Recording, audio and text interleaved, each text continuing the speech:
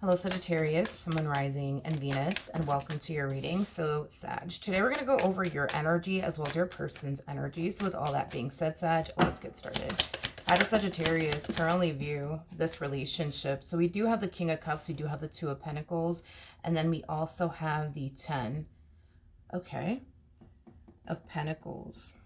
In regards to how you're currently viewing this relationship, a lot of you find yourself connecting with somebody currently at the moment that you are developing a lot of emotions for. But the thing is, Sagittarius, is that you feel like you have to pick and choose between your life with this person versus your career.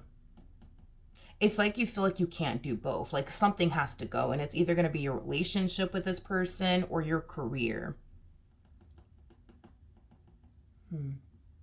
A lot of you might feel like you can't really focus on yourself as well as your goals and the things that you want to accomplish and achieve for yourself while being in a relationship with someone. That could very well be the case, but there's something about, I can't do both. I have to pick, you know. It's either going to be my life with this person or my career, but I can't have both. Okay. How does this person currently view this relationship? All right, so we do have the Nine of Swords, we do have the Four of Pentacles, and then we also have the Seven of Wands out here. Okay.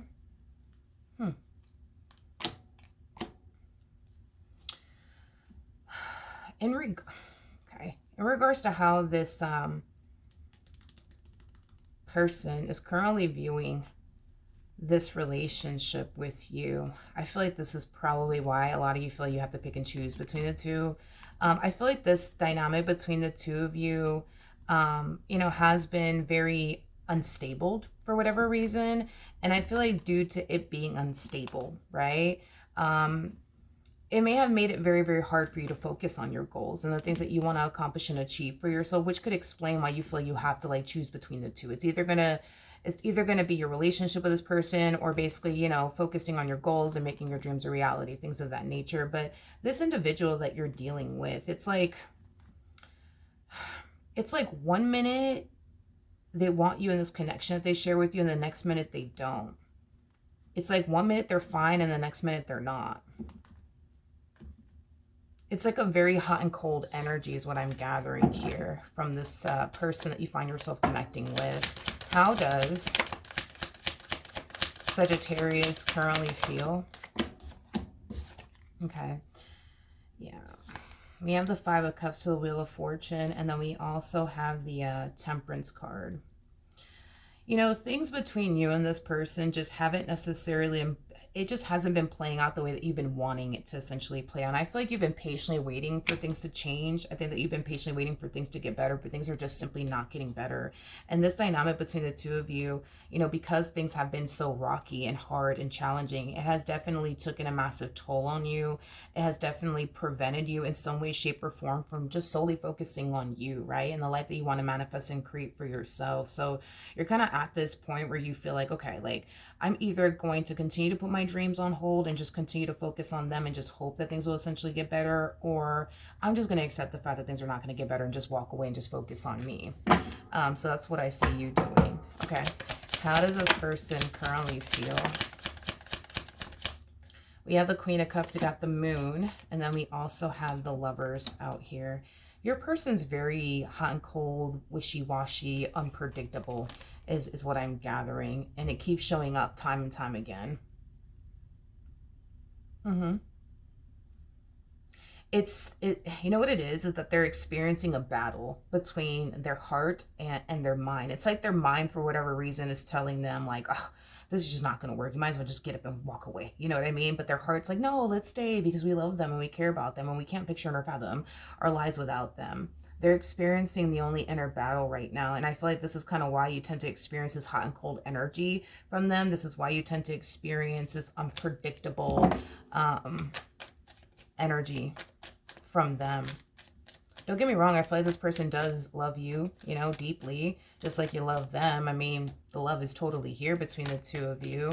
I just kind of feel like that this relationship, you know, has been bringing in some inner conflict, you know, in their life. which is basically the same inner conflict that you basically find yourself experiencing. It's that energy of, should I continue to stay and wait until things get better, or should I just walk away? You know, I just think that you're sick and tired of getting disappointed in this dynamic here between the two of you. What actions? All right. We have the Seven of Pentacles, we have the King of Wands, and then we also have the Knight of Pentacles. The fact that you're going from a King of Wands, the fact that you're going from a King of Cups to a King of Wands is not necessarily a good sign for this relationship. At least it's not a good sign. That's kind of telling me that you're literally going from putting them and your relationship with them, you know, first in your life, to putting them essentially, you know, last in your life. It's like you go from, you know, putting your happiness on the back burner for them to not putting your happiness on the back burner for them. You know, a King of Wands is considered to be like a very selfish energy, which is like the polar opposite of, you know, the King of Cups, because the King of Cups is somebody who's far from selfish. So moving forward, I just see you being very selfish and thinking about yourself and what you want to do with your life and what's going to essentially make you happy. You know, even if it rubs this person the wrong way, even if they don't like it. Like, I just kind of see you doing what's best for you instead of doing what's best for them in this marriage that you share with them, or relationship that you share with them. What actions will this person take? We have the Two of Swords, we got the Tower, and then we also have the Nine of Pentacles out here. Okay. Okay. Ooh. Yeah. In regards to how this person plans on moving forward, there will be a tower moment here that takes place between you and them that they won't necessarily see coming. I do see you eventually severing ties with this person. And when you do, you're going to essentially do it when you feel like you're 100% ready to do so, is what I'm gathering. In the meantime, I feel like you're just going to solely focus on you. Because in the near future, I do see this person perceiving you as somebody who has been spending a lot of time focusing on themselves and their, you know, career, things of that nature.